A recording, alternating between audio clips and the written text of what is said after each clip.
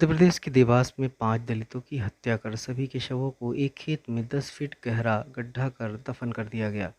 मृतक पिछली 13 मई 2021 से लापता थे। मृतकों में एक महिला, 3 युवतियां और एक युवक शामिल है। पुलिस हत्या का कारण प्रेम प्रसंग बता रही है। बहरहाल पुलिस ने इस मामले में मुख्य आरोपी सहित 7 लोगों को हिरासत में लेकर जाँच पड़ताल शुरू कर दी है।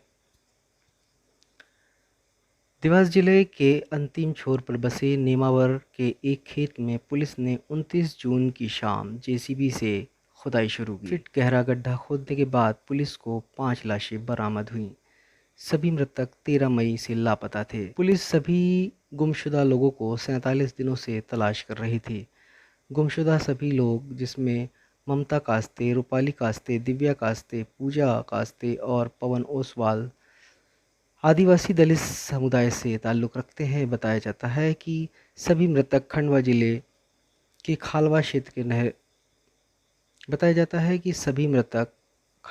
के खालवा क्षेत्र के रहने वाले हैं और कुछ समय से नेमावर में रह रहे थे। पुलिस ने इस जघन्य हत्याकांड का खुलासा करते हुए कहा कि आरोपी सुरेंद्र राजपूत का मृतक रूपाली से प्रेम प्रसंग था। सुरेंद्र की दूसरी जगह शादी तय हो गई थी। आरोपी सुरेंद्र मृतिका रूपाली से तंग आ चुका था। तंग आने की वजह थी रूपाली ने सुरेंद्र की मंगेतर के फ़ोटो सोशल मीडिया पर वायरल कर दिए थे।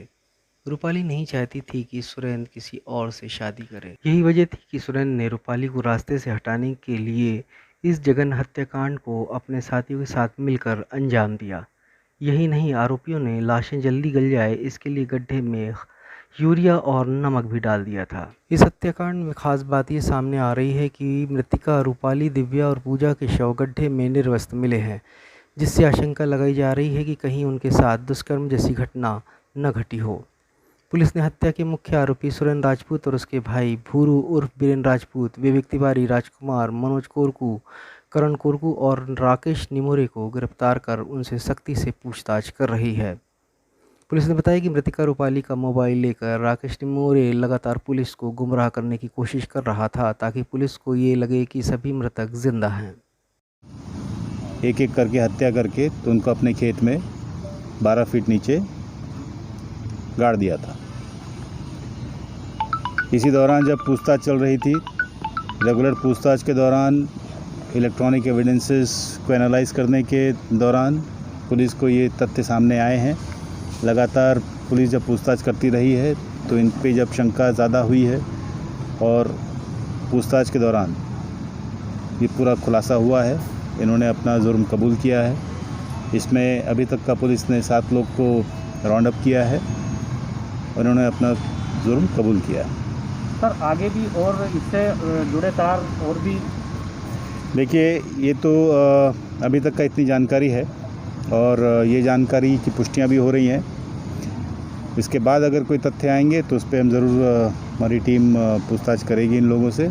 वरना अभी तक जो है इसमें इमीडिएट प्रोवोकेशन वो महिला से के संबंध थे और उससे परेशान होकर इन लोगों ने मिलकर ये वारदात की है। सभी ने अपना अपना रोल अदा किया है और एविडेंस को छुपाने की कोशिश की है, पुलिस को गुमराह करने की कोशिश की है। लेकिन जैसा सभी को विदित है, पुलिस के हाथ बड़े लंबे होते हैं। क्राइम बहुत दिनों तक नहीं छुपता है। अल्टीमेटली ये सब खुलासा हो ही गया। क्या वाहन वगैरह का उपयोग भी किया इसमें? वाहन वगैरह का उपयोग हुआ है। अभी तो जो जानकारी मिली है उसमें वाहन का भी उपयोग है, लेकिन वाहन अभी तक का जो जानकारी मिली है वो जो मृतक पक्ष हैं उनके वाहन की यूज़ होने की जानकारी मिली। अन्य वाहन जो इसमें आए हैं उसमें पूछताछ अभी जारी है कि अन्य कौन कौन से वाहन इन्होंने इस्तेमाल किए हैं। सर, आप कह रहे हैं कि पुलिस के हाथ लंबे होते हैं, जबकि नेमावर थाना अंतर्गत ही ये लाशें मिली गई हैं और 45 दिन बाद कहीं ना कहीं पुलिस के कार्रवाई पर भी? नहीं, पुलिस की कार्रवाई में कोई लताफी नहीं है। मैंने पूरे यहाँ की कल रात को पूरी केस डायरी इनकी देखी है। सभी अधिकारियों से मैंने बात की है।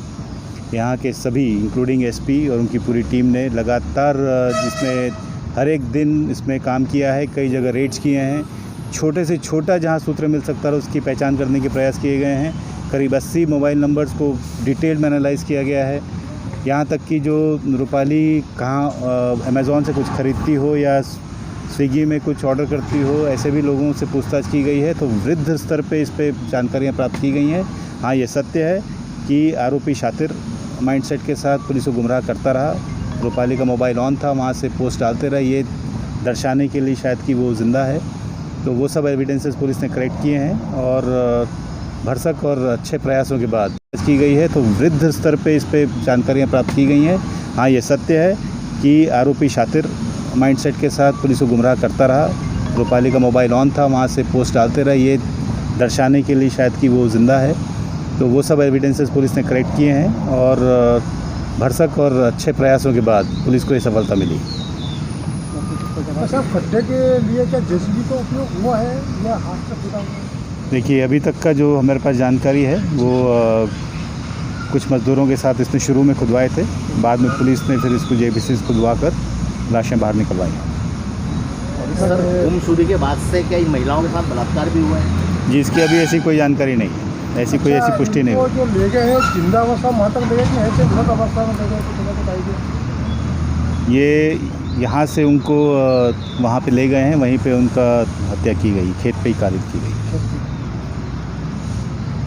तो ये वारदात को सर 14 तारीख को ही अंजाम दिया गया या 13 तारीख को? 13-14 की दरमियानी रात थी, उसी दौरान की घटना है। सर, इस वक्त किन हथियारों का प्रयोग किया गया है? इसमें रॉड, विशेष तरह रॉड है और गला घोटने के लिए किसी रस्से का भी इस्तेमाल किया गया है। तो क्या ये उपलब्ध हुए? जी हाँ, पुलिस के पास एविडेंसेस उपलब्ध है। लाशों को जलाने के लिए कुछ केमिकल्स और खाद का उपयोग किया गया है? जी हाँ, अभी जो प्राथमिक तौर पे जो जानकारी मिली है, जेसीबी से जब लाशें बाहर निकाली गई हैं, तो और जो जानकारी मिली है उसमें खाद और नमक का भी उपयोग किया गया है। पर आरोपियों को क्या नाम?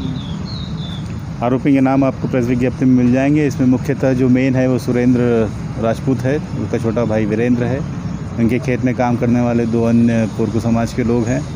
इसी तरीके से एक राकेश नाम का व्यक्ति है खंडवा का, और एक राजकुमार नाम का भी व्यक्ति है जो उनको मदद कर रहा था। इन 7 को पुलिस ने राउंड अप कर लिया है और पूछताछ जारी है। तो फॉरेंसिक लैब में की जानकारी लगी है कि डेड बॉडी को भेजा गया? जी हाँ, ये चूँकि बहुत पुरानी बॉडीज़ हैं और करीब 1.5 महीना पहले इनकी हत्या हो चुकी, गाड़ दिया गया था। ऐसे में इसको फोरेंसिक जांच के लिए इंदौर भेजा गया है। वहाँ से जो रिजल्ट्स आएंगे उस अनुसार भी कार्रवाई की जाएगी। सर, कितने आरोपियों को पुलिस ने हिरासत में लिया? 7 लोगों को पुलिस ने हिरासत में लिया। इसमें विवेक तिवारी का क्या रोल है सर? विवेक तिवारी इनका साथी है, उन्होंने इनका पूरे घटनाक्रम में उनको साथ दिया है। इन 7 आरोपियों में से किसी को सरकारी गवाह भी पुलिस बना सकती है? नहीं, सरकारी गवाह बनाने का अभी ऐसा कोई अभी विचार नहीं है। हमारे पास सबके खिलाफ एविडेंसेस हैं, सबके खिलाफ हम कार्रवाई करेंगे। बहरहाल इस घटना के बाद प्रदेश के मुख्यमंत्री शिवराज सिंह चौहान की कानून व्यवस्था पर सवालिया निशान उठ रहे हैं कि उनके राज्य में दलितों पर किस प्रकार के जुल्म ढाए जा रहे हैं।